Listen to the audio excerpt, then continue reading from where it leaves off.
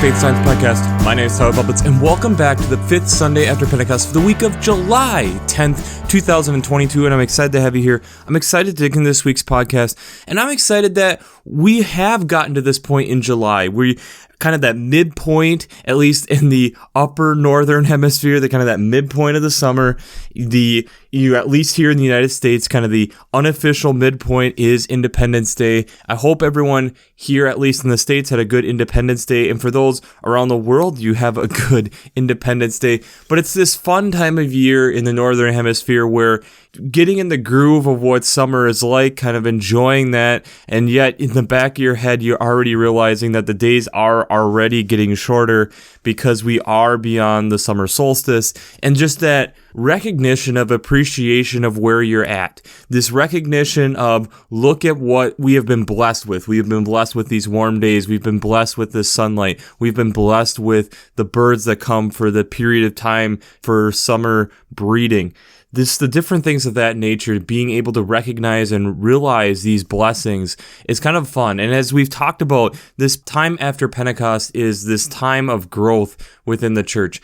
And these texts this weekend, I think in a lot of ways kind of encourage that. But before we get into that, we have to look at the question for last week, which was, where do we need to work together instead of individually? And I think there's a lot of places that we can see this type of thing happening. When we think about science, the best work that ends up being done, there's multiple names on those papers. It's a lot of times where maybe someone came up with an idea, but it's being able to be expanded, or the idea grows when it's being able to be worked on with someone else. And so in doing that, it allows for bigger solutions to be made. I think around the world, as we look at our governments and things of this nature, we hope that we are able to work together instead of finding arbitrary lines that we have and deciding that these are the things that I stick to and I can't work together or work across some of these issues where we don't necessarily see 100% eye to eye and find some type of compromise.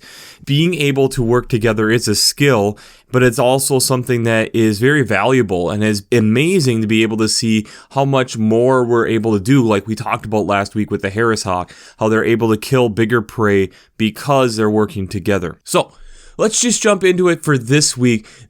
One of the Old Testament texts that you can choose from is from Amos chapter 7, verses 7 to 17. First, you almost have to give a little background into Amos. The tribe of Israel has been divided into two parts. You have the northern tribe of Israel and the southern part of Judah. He is coming from Judah into Israel. Israel has won a lot of battles, but has become very financially wealthy, and in doing that has kind of ignored specifically people who are poor, and thus have also introduced idol worship into this. And this is where Amos is upset. This is kind of a collection of sermons and thoughts and ideas that he was kind of presenting at the time. And so we get here in chapter 7 how the Lord has kind of laid out this vision of how they're going to have the destruction of what they know around them, but yet God is still going to be there to help them be able to rise up, but it's not going to be necessarily the way that they think. And it's one of these moments where it's God trying to steer the people away from what they've been doing, that it's going to look like chaos. It's going to look crazy on what is all going on, but yet it's that God is still in all of this as the destruction of everything that you know, all the things that you've seen around you, and how there's prophecy was going to kind of dissipate. And so thus, you have to trust that God is still in all of this. The psalm this week is Psalm 82. And this is again recognizing how God is the one in control, and to be able to give homage to what God is doing and realizing that there is a lot of things that are beyond what we are able to obtain, a lot of things that are out of our control. It's that whole free will thing, that we are giving up our free will to God and realizing that God is in this control statement, that he's the one that is in the driver's seat, not us, and that the judgment and the different things of that nature to be able to get us through difficult times is all lies on God's shoulders, not our shoulders. The other alternative Old Testament text is Deuteronomy chapter 30, verses 9 to 14.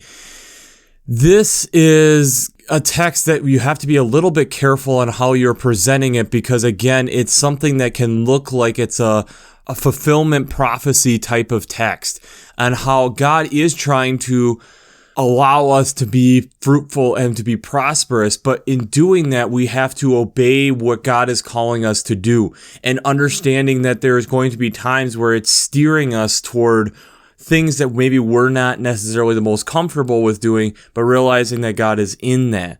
So realizing that this heaven on earth type of idea can happen and does happen, and realizing that in doing this, it's the process of not the works, but it's the obeying of what God is striving us and pulling us and leading us into, and being able to know the difference between where our will is leading us and what God is trying to work within us. And I know that's a very fine line that you have to be walking, and so it's a difficult task to be able to go through, but it's understanding that if God is calling us into something, that there will be God still working with us to make it successful in that form or fashion. And I know that's, again, just with, at least here in the United States, the politics of how things have been done over the last 2 decades. There can be a lot of things where that wording can even be very tricky on how to even phrase that. The psalm this week is Psalm 25, verses 1 to 10. This is then recognizing that we are lifting up and trusting in God, and recognizing that there are times that there are things that are out of our control. There are things that we are doing and letting go of, and recognizing that God then is the one who is in control, like we got a lot in the other psalm, but recognizing that it's God providing, and it's not the self. It's the humbling of the self to recognize and be able to see how God is providing and how God's love is being conveyed and spread out amongst us. The second reading is from Colossians chapter 1, starting at verse 1 to verse 14. This is the beginning of the letter to the people of Colossae. This is kind of an interesting text in and of itself, that here we have Paul in prison, recognizing that this church hasn't been started by him, but instead has been talked about by Ephraim, who has come and visited Paul, and it's the outpouring that Paul gives of how he is so pleased with how they are growing, and how that love is, in contrary to like the people of Israel in the Amos text, that their love then is being shared amongst all, and being able to show that. And then he kind of gets into in the back half of this reading on how the more that you're doing this, the more you're going to understand and start seeing the process of what Christ did and what God is all about, what it really means to love and share, in recognizing that this is so much greater than anything of human nature. The gospel text this week is out of Luke chapter 10, verses 25 to 37. This is a text that is fairly familiar, especially the second half of it, and kind of known in circles as the Good Samaritan text. But we have a lawyer standing up, challenging Jesus on how do we inherit eternal life. Jesus says, what is written in the law, asking what's stated there.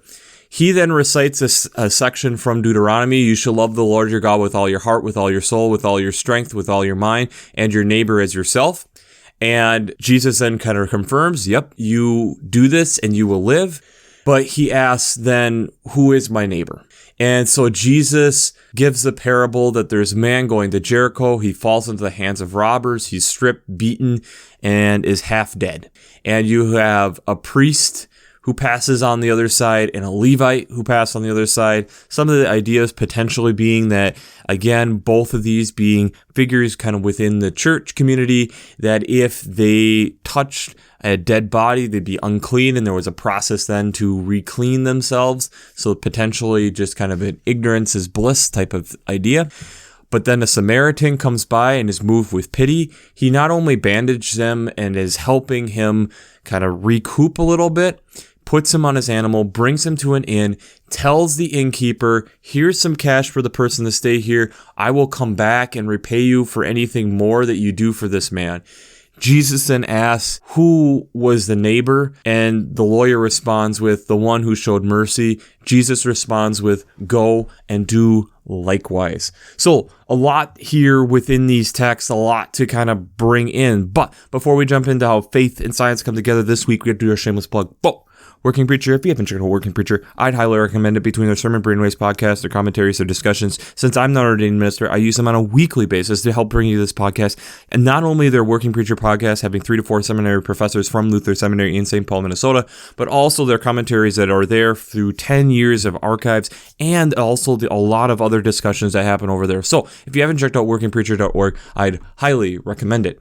I'd also highly recommend checking out the Revised Common Lectionary coming from Vanderbilt's Divinity Library. I really enjoy how they lay out the text each week. It makes it, and it's what I use on a week-to-week basis on how I look at these texts. I'd also highly recommend checking out the art section to be able to look at how different people have interpreted these texts and looked at these texts and artistically created these texts throughout time, throughout space, throughout location, throughout time. It's really, really fun to be able to look at and help give some different ideas and perspectives on how these texts can possibly be looked at. So if you haven't checked out the Revised Common Lectionary coming from Vanderbilt's Divinity Library, I'd highly recommend that also. It's hard being able to look at these texts and see, first, how we have somebody challenging Jesus on, one, looking for eternal life, and then questioning, who is my neighbor? And I think for me, the thing that I kind of think about is there's a couple clues here that I thought about, and it kind of led me into the rabbit hole of where we'll go this week with the science context. But first, we have to realize the first statement, this person is a lawyer. And when I think of lawyers are highly educated and also are trying to find shortcuts. That's what lawyers are trying to do. They're trying to find some hole in your case to be able to say, okay, so that's what's happened. Heck, when I was in biology, they talked about that lawyers should have heydays with you because you can only speak with 99.9% confidence. You are not speaking in words of 100% confidence. That's not how we work within science. We are talking within confidence intervals. We are talking in a way to leave space for something that has not yet been discovered, or leave space for the idea of we don't understand everything, which gives a lawyer plenty of room to be able to massage that and be able to say, so you can't speak with confidence. And that was something that was literally talked to me about in my undergrad. But in this, not only does he push that, and I'm, okay, so this is what's going on, but then specify to me who my neighbor is. And that's what's so amazing when Jesus gives this example. Okay, you have the priest, okay, they pass by, the Levite, okay, they pass by, but who stops? The Samaritan, who is like the arch rival of the Jews. They're kind of this people who are like, don't touch, we don't associate with, they're the lowlifes, and yet this is the one who's showing compassion. One of the things that I kind of notice out of this text is Jesus is trying to state life is not in the loopholes. Life is not figuring out the loophole and being able to exploit it and being able to then shortcut what God is trying to call me to do. And likewise, I think honestly, it's Jesus stating life is the work, the process to get to where you are wanting to go, getting to the place where God is calling you to be in that. That's life. The process of being able to move from here to here as I'm being called to do so is life. And the process and growth that it takes to climb up that mountain is life. The Amos text of, okay, you have been deceived. You are being deceived. And what is this that you are recognizing? God has been able to do all these things for you as the people of Israel. And now you're letting that go aside because now you've actually are accumulating some wealth. You have a leader who's bringing in other ideas, and you're not checking in with God who has gotten you to this point, gotten you to the possibility of being able to do this. You're the one then that's going to just throw this all away because of what you've done. And that's where you kind of even see that a little bit in the Psalm of then realizing that God is the one in judgment. The Deuteronomy text saying, okay, now if you do the opposite, if you're recognizing where God is calling you and being able to then go through that, realizing there might be difficulty along the way, but realizing that God is still going to provide for you. And yes, it says prospering you and all these texts that sound like a prophecy type of text, but realizing it's not specifying exactly when that's going to happen. It doesn't specify exactly how that's going to happen. Abundantly prosperous in your undertakings, the fruit of your body, the fruit of your livestock, the fruit of your soil, and take delight in prospering you, coming from verse 9. But it doesn't state like in your lifetime. It doesn't specify exactly when that's going to happen. It doesn't specify that in that there's still going to be times where it's difficult. It's not supposed to be. I mean, heck, you look at the Colossians text, Paul is writing this from prison because he's looking at this and stating, look at what you're doing. And as you continue to do this, you're going to start realizing the ability and growth that you will have and the more wisdom that you will get because you're going through this process, realizing the gifts and realizing the love that God has for other people in this. And that to me is quite amazing. But it really circles back around to this argument, this idea of what the lawyer brings up of who is my neighbor, trying to find the loophole, trying to find the way to be able to shortcut and say, okay, now I've accomplished that and I can move on to other things. Where God is stating, no, that's not the case. I have other plans. And that's where, for me, I dug into a rabbit hole of chaos theory. Now, granted, I'll attach links in the show notes this week about it. I am no expert on this. It's getting into calculus, probably light physics, and it's definitely getting into just a lot of mathematical equations. But I found it really interesting as I studied into it. And so the whole idea behind chaos theory is probably something that you've heard, like the butterfly effect, which kind of got coined in the 1960s when a paper was going to be presented and hadn't been able to get in contact with the author. But the idea of a flap of a butterfly's wing in Brazil causes a hurricane or a tornado in Texas. The idea of how little things can dramatically change things on a bigger scale. And how Edward Lorenz figured this out with the help of Margaret Hamilton and Ellen Fetter.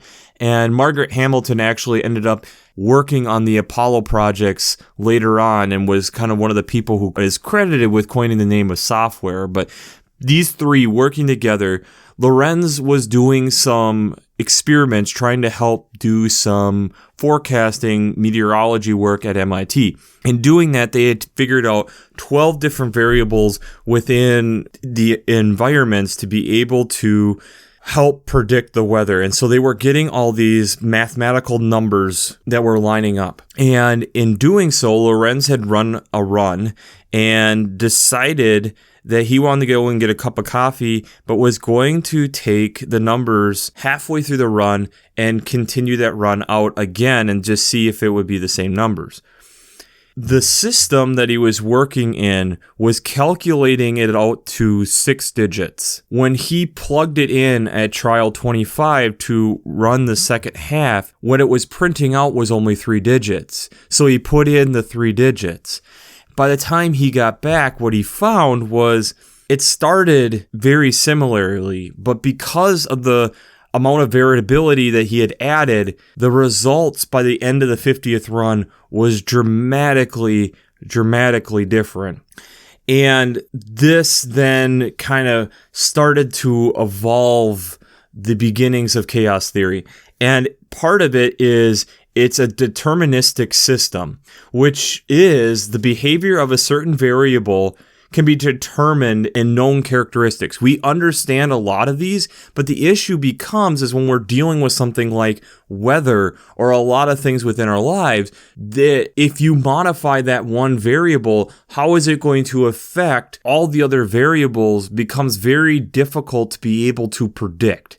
technically you could be able to slowly figure it out, but by the time you figured it out, you would need to recalculate again. That's where a lot of times where we have long-range forecasts, the further out we get, the harder it is to be able to predict, because we are making assumptions on things and building upon those assumptions.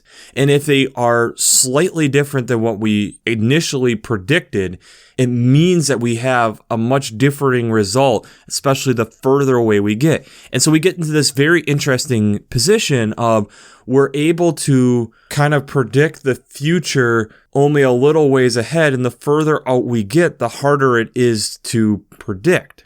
Which gets really weird about this whole thing is when you graph this in three-dimensional phase space. Hang with me, which is just a graph in X, Y, and Z dimensions.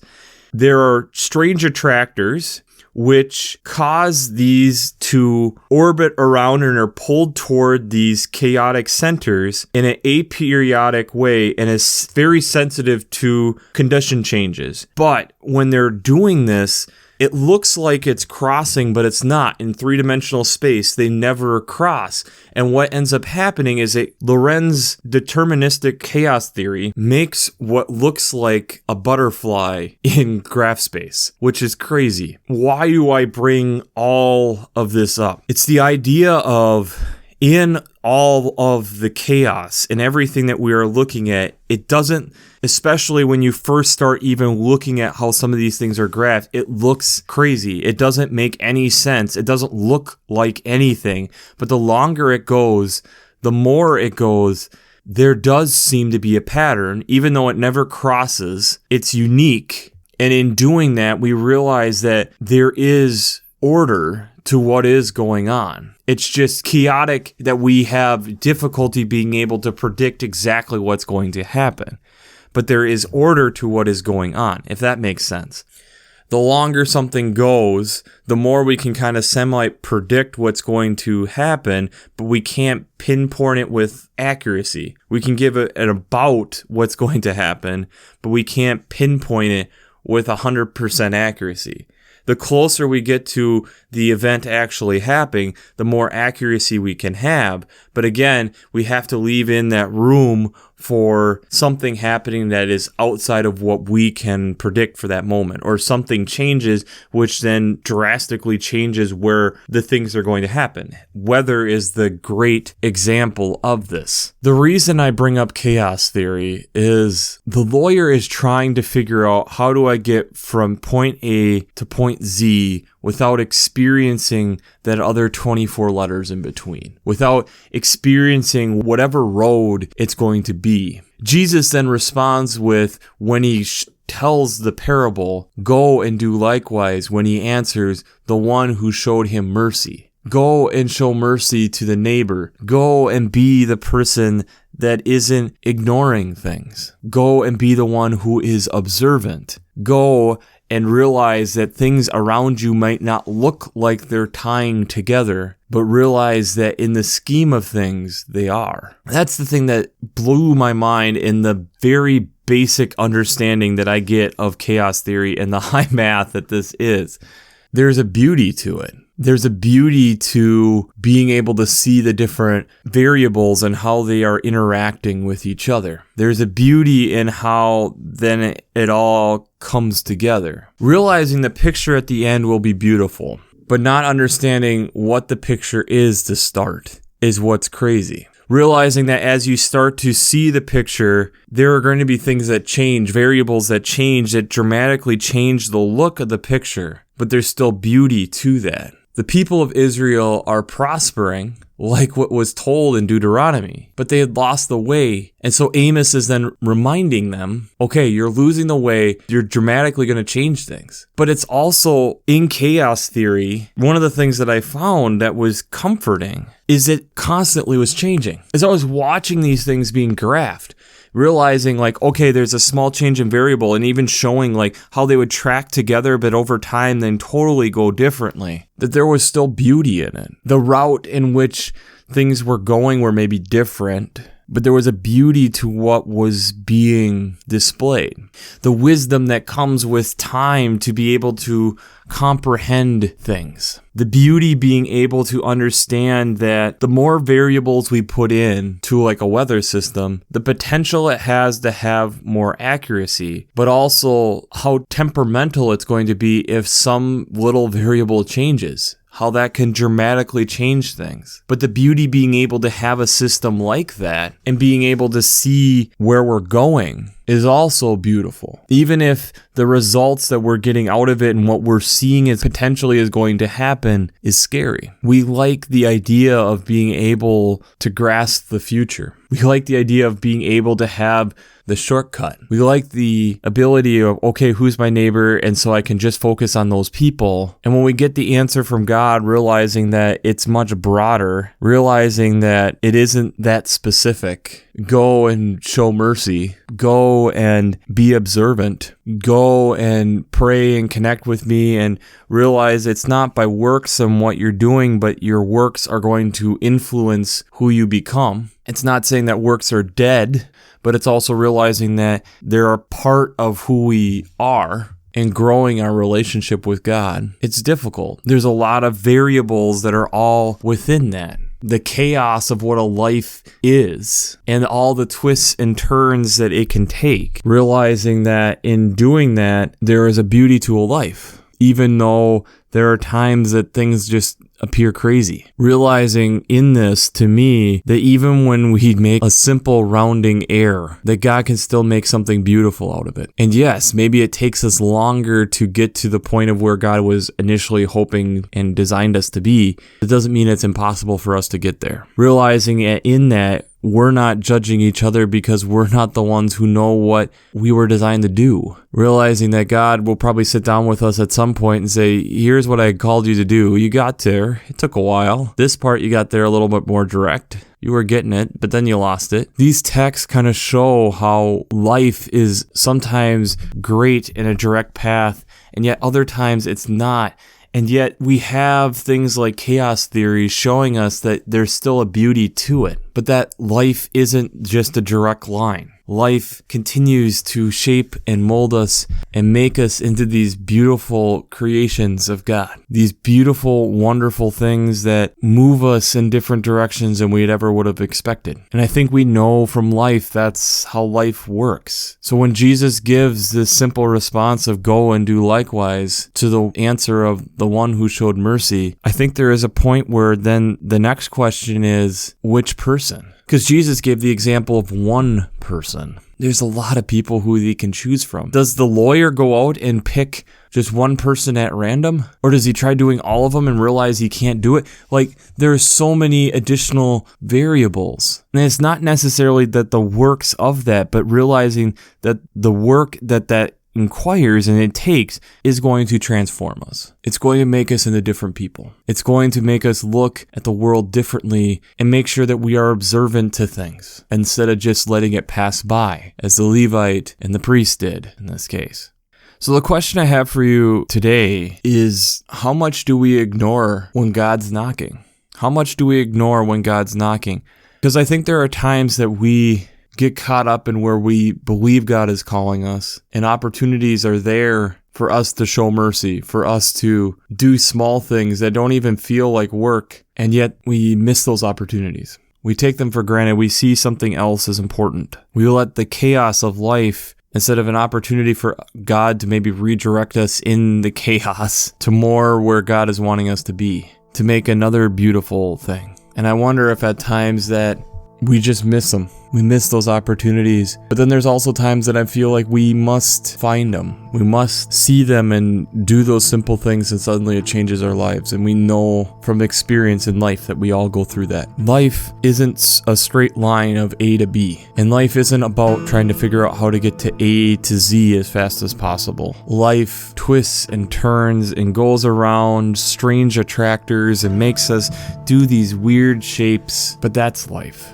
That's the living of life. Life is in the chaos. Life is in that helps mold us and shape us and change trajectories and make us into the beautiful people that we are. And sometimes God just needs to remind us in the beauty of the chaos to remember to think about others and not just to be purely focused on ourselves. That we have to be able to look beyond our chaos, to welcome in other people's chaos, to change our chaos, which is love. So, we'll wrap this up as we always do. I pray God blesses you through your faith and amazes you through science.